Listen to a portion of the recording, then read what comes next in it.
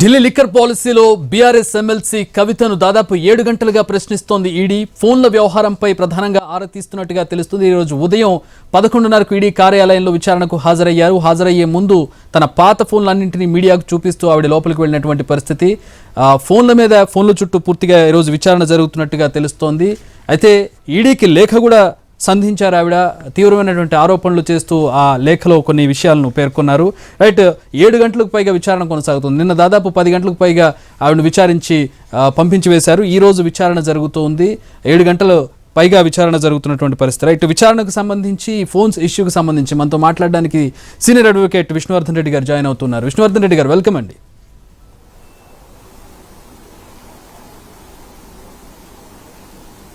Sir నమస్తే అండి. నమస్తే. సో 10 ఫోన్లు లోపలికి తీసుకువెళ్లారు. ఏంటి, వినిపిస్తుందా మీకు? I can hear you sir. I think నేను మీకు కూడా వినిపిస్తుంది అనుకుంటున్నాను. కొంచెం ల్యాగ్ ఉంటుంది టెక్నికల్ ఇష్యూ ప్రకారం. సో 10 ఫోన్లు లోపలికి తీసుకువెళ్లారు. ఏంటి ఫోన్ల విషయం ఏంటి, అసలు ఫోన్ల నుంచి ఎట్లాంటి డేటా రిట్రీవ్ చేయొచ్చు?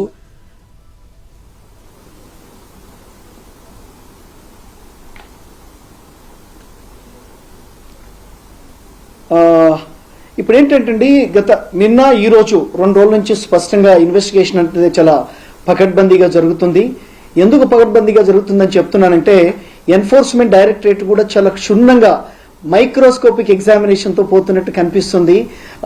ఈ నిన్న జరిగినటువంటి ఒక 10 గంటల విచారణ 10:30 గంటలు, ఇవాళ మళ్ళీ 11:30 నుంచి ఇప్పుడు ఏదైతే ఉందో 6:45 వరకు కంటిన్యూస్ గా జరుగుతూనే ఉంది. తర్వాత మొన్న 11th కూడా జరిగింది. 3 రోజులు స్పష్టంగా జరుగుతుంది.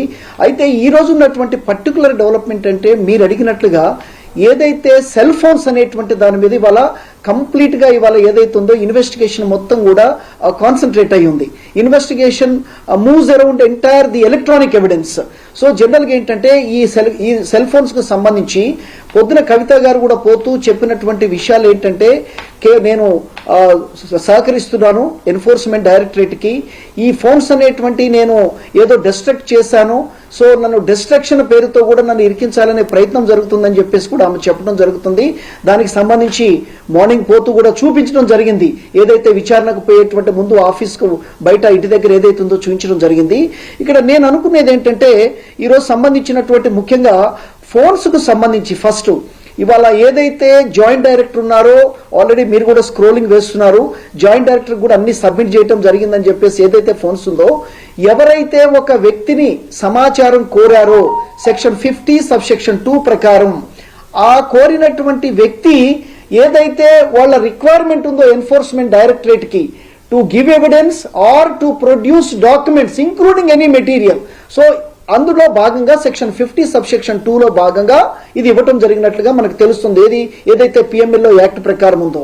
ఇవాళ ఏదైతే 10 సెల్ ఫోన్స్ తీసుకున్నారో పర్టికులర్ గా విత్ ఐఎంఐ ఏదైతే ఇవన్నీ సంబంధించి ఉన్నాయో అవన్నీ తీసుకున్నాక ఇన్వెస్టిగేషన్ ఆఫీసర్ జనరల్ గా అవన్నీ కూడా పర్టికులర్ గా సాఫ్ట్వేర్ ఇన్ఫర్మేషన్ ఏముంది, దాంట్లో వాట్సాప్ లో ఏముంది, మెసేజ్ లో ఏముంది, ఒకవేళ వాట్సాప్ మెసేజ్ లో రిలవెంట్ మెటీరియల్ అంటే మిగతా అక్యూజ్డ్ తో ఎవరైనా మాట్లాడున్నట్లయితే మెసేజ్లు పంపించున్నట్లయితే ఈమె దగ్గర నుంచి ఏ అక్యూజ్డ్ నుంచి ఏ నిందితుడి నుంచి ఈమెకు వచ్చింది, తర్వాత ఈమె ఏదైనా రిప్లైస్ ఇచ్చిందా, తర్వాత ఉంటే ఆ సాఫ్ట్వేర్ ఇన్ఫర్మేషన్ ఉందా, ఉంటే ఏమన్నా డిలీట్ చేసినట్టు కనిపిస్తుందా అనేటువంటిది కూడా స్పష్టంగా ఇన్వెస్టిగేషన్ ఆఫీసర్ ఎలక్ట్రానిక్ ఎవిడెన్స్ కింద చూస్తారు.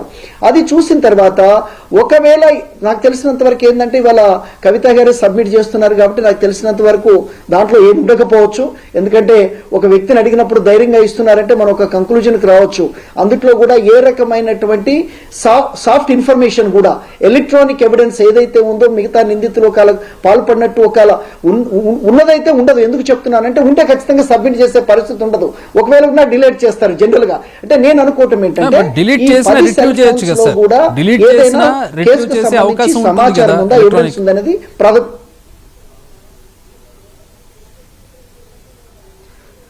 అంటే జనరల్గా ఏంటంటే రిట్రీవ్ చేయటం అనేటువంటిది అగైన్ ఫర్దర్ ప్రాసెస్. దానికంటే ముందుగా అందుట్లో ఏమన్నా స్టోర్ అయిందనేటువంటిది కూడా చూస్తారు.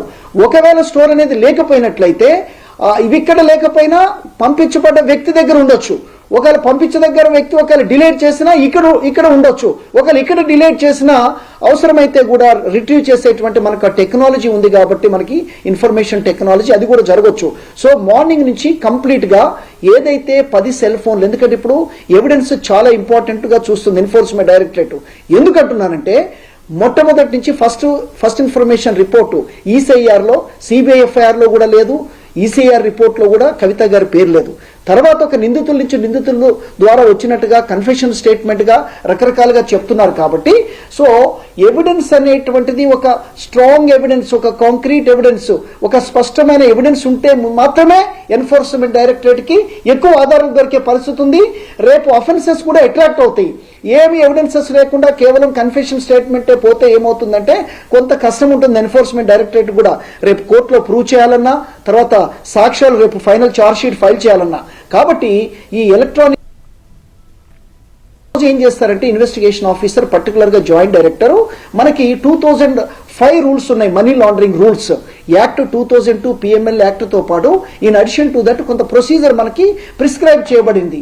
నేనేమనుకుంటున్నానంటే ఈ రోజు జరగబోయేటువంటి ఒక పరిస్థితి, జనరల్ గా ఒకవేళ ఇన్వెస్టిగేషన్ ఆఫీసర్ మొట్టమొదటికి ఏం చేస్తారంటే ఏదైతే సెల్ ఫోన్లు ఇస్తారో వాటిని ఫామ్ నెంబర్ 2 కింద sub rule 2 of rule 4 of 2005 ఏదైతే మనీ లాండరింగ్ రూల్స్ ఉన్నాయో దాని ప్రకారంగా ముందు మొట్టమొదటిగా వాటిని సీజ్ చేస్తారు. First in the presence of the పంచాస్, అంటే ఎవరైతే కొంతమంది ఇండిపెండెంట్ పంచులను తీసుకొచ్చి ఒక గవర్నమెంట్ ఆఫీసర్స్ని వాళ్ళని చేసిన తర్వాత ఒకవేళ కోర్టుకి ఇన్వెస్టిగేషన్ ఆఫీసర్ కంక్లూజన్ కింద వచ్చినట్లయితే ఈ యొక్క ఇప్పటివరకు ఇచ్చినటువంటి నిందితుల స్టేట్మెంట్స్, తర్వాత దీనితో పాటుగా ఏదైతే ఉందో కన్ఫెషన్ స్టేట్మెంట్తో పాటు ఇంకేమన్నా గతంలో వీళ్ళు మీటింగ్ అయినటువంటి ఒక ప్లేసెస్కి సంబంధించి దానికి సంబంధించినటువంటి ఇన్ఫర్మేషను, తర్వాత ఇంకా ఎవరైతే అరెస్ట్ అయ్యారో సో వాళ్ళకి సంబంధించినటువంటి ఏమన్నా వాట్సాప్కి సంబంధించినటువంటి ఏమన్నా ఇన్ఫర్మేషన్ అవన్నీ కూడా గతంలో ఉన్న అక్యూజ్డ్ దగ్గర ఎవరన్నా దొరుకుంటే వాటిని కూడా చూపించాల్సి ఉంటుంది. ఇన్ అడిషన్ టు దాట్ ఈరోజు 10 సెల్ ఫోన్లు కూడా, ఈ 10 సెల్ ఫోన్లు కూడా కొంత ప్రాబ్లం ఏంటంటే జనరల్గా సెల్ ఫోన్లు ఎక్కువ ఉండటం కూడా కొంత ఇప్పుడు ఇబ్బందిగా కనిపిస్తుంది. జనరల్గా ఒక నార్మల్ పర్సన్కి ఏంటంటే 1-2 సెల్ ఫోన్స్ అనేటువంటి జనరల్గా ఉంటాయి. ఇప్పుడు ఎన్ఫోర్స్మెంట్ డైరెక్టరేట్కి మోర్ సస్పిషన్ వచ్చేటువంటి పరిస్థితి ఉంది. ఎందుకంటే 10 సెల్ ఫోన్లు మార్చారంటే అంటే జనరల్గా ఈ సందర్భంగా ఒకటి చెప్పాలనుకుంటున్నాను సార్, మార్చడం జరగదు. Sorry for the interruption Vishnu గారు. కొద్దిసేపటి క్రితం సిబిఐ, అంటే ఈ అవుట్ ఆఫ్ కాంటెక్స్ట్, అంటే ఈ ఈడీకి సంబంధించింది కాదు, సిబిఐ ఒక కేసులో, అంటే సిసోడియా కేసే మరి ఏదో కేసు కాదు, సిబిఐ ఇన్ని ఫోన్లు మార్చారు అంటే దీంట్లో కాన్స్పిరసీ ఉంది, ఇంత షార్ట్ టర్మ్ లో ఇన్ని ఫోన్లు మార్చారంటే దీంట్లో కాన్స్పిరసీ ఉంది అనేది సిబిఐ చేసినటువంటి వ్యాఖ్య. జనరల్గా మీరు చెప్పేదాని ప్రకారం సిసోడియా దాంట్లో కూడా ఏదైతే సెంట్రల్ బ్యూరో ఆఫ్ ఇన్వెస్టిగేషన్ చెప్పిందో ఒక వ్యక్తి నంబర్ ఆఫ్ సిమ్స్ మార్చున్నట్లయితే జనరల్గా ఏంటంటే ఒక అడ్వర్స్ ఇన్ఫరెన్స్ వస్తుంది రేపు క్రిమినల్ కోర్టులో కూడా. అంటే నేను ఐఎమ్ నాట్ సేయింగ్ దట్ ఆమె సెల్ ఫోన్లు మార్చినంత మాత్రాన, సిమ్లు మార్చినంత మాత్రాన కంప్లీట్గా ఆమె ఇన్వాల్వ్మెంట్ ఉందని మీరు ప్రెస్గా లేకపోతే అడ్వకేట్గా నేను చెప్పలేను. ఒక ఇన్వెస్టిగేషన్ ఆఫీసర్గా మాత్రం ఒక ఎన్ఫోర్స్మెంట్ డైరెక్టరేట్కి ఏంటంటే ఒక అడ్వర్స్ ఇన్ఫరెన్స్ రేపు ఒకవేళ అరెస్ట్ అవుతుంటే ఈ రోజు కానీ రేపు కానీ దాంట్లో ఒక మెన్షన్ చేయడానికి ఏమనంటే మీరు అన్నట్టుగా ఏదైతే సిసోడియా ఈ చేంజ్ నంబర్ ఆఫ్ సిమ్స్ అనేటువంటి చెప్పినట్లుగా అలాగే ఈమె కూడా in a matter of this a matter of కాన్స్పిరసీలో ఆమె కూడా ఫ్రీక్వెంట్ చేంజ్ ఆఫ్ సెల్స్ అనేటువంటిది ఏంటంటే ఒక అక్యూజ్డ్కి ఎగెనిస్ట్ గా అడ్వర్స్ ఇన్ఫరెన్స్ అనేటువంటిది డ్రా చేసే పరిస్థితి ఉంది. ఎందుకు చెప్తున్నానంటే సాధారణంగా ఏంటంటే కోర్టు కూడా కొన్ని అంశాలను పరిగణలోకి తీసుకుంటుంది. కాన్స్పిరసీ అనేటువంటిది ప్రూవ్ కావాలంటే ఫస్ట్ ఒక మీటింగ్స్ అనేటువంటిది ఎస్టాబ్లిష్ అవ్వాలి, అక్యూజ్డ్ టు అక్యూజ్డ్. సో ఇంతమంది ఎక్కడెక్కడ కలిశారు, ఏ రకంగా కలిశారు. తర్వాత ఇంకోటి ఏంటంటే కోర్టు కూడా ఒక కంక్లూజన్కి ఏమొస్తుందంటే ఒక వ్యక్తి ఫ్రీక్వెంట్ చేంజ్ ఆఫ్ సెల్స్ అనేటువంటిది కూడా ఒక డెలిబరేట్గా ఏదో మ్యాలిఫైడ్గా చేసినట్టు కూడా ఒక అడ్వర్స్ ఇన్ఫరెన్స్కి వస్తుంది. What I'm trying to say, ఏదైతే కోర్టు పరిగణలోకి తీసుకుంటుందో నేను చెప్తున్నాను. సో దానివల్ల ఏంటంటే కొంత ఎన్ఫోర్స్మెంట్ డైరెక్టరేట్కి కొంత ఎడ్జ్ అనేటువంటిది ఉంటుంది. అంతే కవిత గారి మీద పోవటానికి కానీ ఈమె ఫ్రీక్వెంట్గా చేంజ్ చేసింది ఎందుకంటే టు స్క్రీన్ ది ఎవిడెన్స్ ఏదైతుందో టు రిమూవ్ ది ఎవిడెన్స్ అనేటువంటిది కూడా వాళ్ళు ఒక ప్లీ తీసుకుంటారు, అందులో రాసేటువంటి అవకాశం స్పష్టంగా కనిపిస్తుంది ఇక్కడ. సో దీనివల్ల కొంత కవితకి అయితే కొంత అడ్వర్స్ ఇన్ఫరెన్స్ అనేటువంటిది ఫ్రమ్ ఎన్ఫోర్స్మెంట్ డైరెక్టరేట్ నుంచి రేపు స్పెషల్ కోర్ట్ నుంచి కూడా వచ్చేటువంటి పరిస్థితి ఉంది. సెల్ ఫోన్స్ మార్చడం ఇక్కడ లెటర్ రాశారు ఈ రోజు ఈడీకి కవిత గారు. దాంట్లో మనం ప్రధానంగా గమనించింది ఒకటి, రైట్ ఆఫ్ ప్రైవసీ గురించి ఆవిడ అడుగుతూ ఉన్నారు. నిజంగా ఈడీకి సంబంధించి పిఎంఎల్ఏ యాక్ట్కి సంబంధించి రైట్ ఆఫ్ ప్రైవసీ ఉంటుంది ఉంటుందా? ఒక మహిళగా నేను ఫోన్లు సబ్మిట్ చేస్తూ ఉన్నాను, రైట్ ఆఫ్ ప్రైవసీని దాటి కూడా నేను నా ఫోన్ సబ్మిట్ చేస్తున్నాను, నేను సహకరిస్తున్నాననే ఒక మీనింగ్లో ఆవిడ చెప్తున్నారు. ఇక్కడ రైట్ ఆఫ్ ప్రైవసీ అనేది అపియర్ అవుతుందా, అసలు అది ఉంటుందా ఈడీకి సంబంధించి, ఫోన్లకు సంబంధించి? అంటే కొంతవరకు న్యాయవాదులకి, ముఖ్యంగా కోర్టులకు వచ్చేటువంటి వాళ్ళకి, తర్వాత కోర్టులకు సంబంధించి పరిజ్ఞానము, సరైనటువంటి సంపూర్ణ జ్ఞానం ఉన్నటువంటి వాళ్ళు చెప్తారు. ఏమనంటే ప్రైవసీ అనేటువంటిది ముఖ్యంగా ఒక వ్యక్తి, ఫర్ ఎగ్జాంపుల్ ఒక సెల్ ఫోన్, ఇదేంటంటే ఇక్కడ in connection with one CBI case, ఆ సిబిఐ కేసు బేసిస్ మీద ఎన్ఫోర్స్మెంట్ డైరెక్టరేట్ అనేటువంటిది ఒక ఈసీఐఆర్ రిజిస్టర్ చేస్తే one more crime under the provisions of the PMLA act, దానికి బేసిస్ మీద కొంతమంది ఇప్పటి వరకు 12 మంది అక్యూజ్ని అరెస్ట్ చేస్తే సబ్సిక్వెంట్ గా ఒకరి పేరు ఒకటి సర్ఫేస్ అవుతుంది ఈ కేసులో. ఏది ఇట్ మేబీ కన్ఫెషనల్ స్టేట్మెంట్ కానివ్వండి, లేకపోతే డైరెక్ట్ ఇన్వాల్వ్మెంట్ కానివ్వండి, రోల్ కానివ్వండి. ఇక్కడ ఏంటేమంటున్నానంటే కవిత గారు ఏంటంటే కొంత ఆమె లేమ్యాన్ కాబట్టి, అంటే ఆమె లాయర్ కాదు కాబట్టి, అంటే తెలియదు, అంటే నా ఫోన్ మీరెవరు సీజ్ చేయడానికి, నా ఫోన్లో ఉన్నది మీరెవరు తీసుకోవడానికి అంటారు. జనరల్గా ఏంటంటే అది ఇగ్నోరెన్స్ ఆఫ్ లా అని చెప్పాలి. ఎందుకు చెప్తున్నానంటే ఆమెకి అంటే పూర్తిగా వీటి మీద అంటే జనరల్గా సాక్ష్యాలు, తర్వాత సెల్ ఫోన్ ప్రైవసీ ఎప్పుడు ఎఫెక్ట్ అవుతుందంటే జనరల్గా ఒక వ్యక్తి ఏ నేరంలో కూడా లేనప్పుడు, తర్వాత ఒక వ్యక్తి యొక్క సెల్ ఫోన్ని ట్యాప్ చేసినట్లు ఒక్క సెంట్రల్ గవర్నమెంట్ మాత్రమే అండర్ టెలిగ్రాఫ్ యాక్ట్ కింద ఏదైతే ఉందో దాన్ని మనకి సంబంధించినటువంటి సెల్ ఫోన్ యొక్క సంభాషణని ఇప్పుడు ఇవాళ ఉంది. ఫర్ ఎగ్జాంపుల్ ఒక మన దేశ రక్షణకు సంబంధించి ఒక నేషనల్ ఇన్వెస్టిగేషన్ ఏజెన్సీ కానివ్వండి, లేకపోతే ఇంకేదన్నా సంబంధించిన పోలీసు పలాని యొక్క ఫోన్ మాకు డౌట్ ఉంది, విదేశాలకు పోతుంది, లేకపోతే ఒక పాకిస్తాన్కు మాట్లాడుతున్నారు, బంగ్లాదేశ్, సిరియా మాట్లాడుతున్నారు, లేకపోతే ఒక టెర్రరిస్ట్ యాక్టివిటీ దుబాయ్లో ఉన్నటువంటి వాళ్ళు మాట్లాడుతున్నారు, అప్పుడు దాన్ని ఏదైతుందో ఆ సెల్ ఫోన్ యొక్క సంభాషణ రికార్డ్ చేసేటువంటి పవర్ సెంట్రల్ గవర్నమెంట్ ఉంటుంది. అది లేకుండా ఇల్లీగల్ గా చేస్తే ప్రైవసీ అవుతుంది. ఇక్కడ ఏంటంటే సరే ఆ కేసులు వేరు, what I'm trying to say, అది ఏదైతుందో యూఏపీ యాక్ట్ టెర్రరిస్ట్ కేసెస్ వేరు. ఇక్కడ నేనేమంటున్నానంటే ఆమెని ఒక కేసు మీద పర్టికులర్ గా పిలిచారు కాబట్టి ఎంక్వైరీ ఇన్వెస్టిగేషన్ లో భాగంగా. తర్వాత ఇంకోటి ఏంటంటే enforcement directorate endeavour is to connect Kavitha to other accused.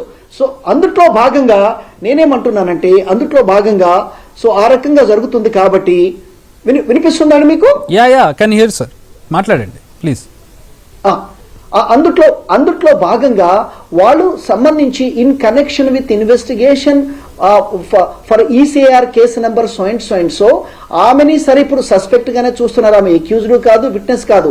ఈ పర్సన్ ని పిలిచి తర్వాత సెక్షన్ 50 సబ్సెక్షన్ 2 కింద అన్ని సాటిస్ఫై అయిన తర్వాత ఇన్వెస్టిగేషన్ కంప్లీట్ అయినంత పరిస్థితుల్లో మాత్రమే ఇప్పుడు ఇవన్నీ అడుగుతున్నారు. కాబట్టి సెల్ ఫోన్స్ అడగటం అనేటువంటిది అక్కడ ఏ రకంగా ప్రైవసీ అది ఎఫెక్ట్ కావట్లేదు, ఎందుకంటే ఆమెకు తెలియదు. ఎందుకంటే ఏ వ్యక్తి అయినా ఒక క్రిమినల్ కేసులో ఉంటే జనరల్ గా అది విట్నెస్ కానివ్వండి, లేకపోతే అక్యూజ్డ్ కానివ్వండి, సంబంధితమైనటువంటి ఇన్వెస్టిగేషన్ ఆఫీసర్ కి పర్టికులర్ గా ఈడీ ఆఫీసర్ కి అబెండెంట్ పవర్స్ ఉంటాయి, ఖచ్చితంగా ఇవ్వాలి. కానీ నా సెల్ ఫోన్ అడిగితే నా ప్రైవసీ అనేటువంటిది ఇందుట్లో ప్రైవసీ అనేటువంటిది కాదు.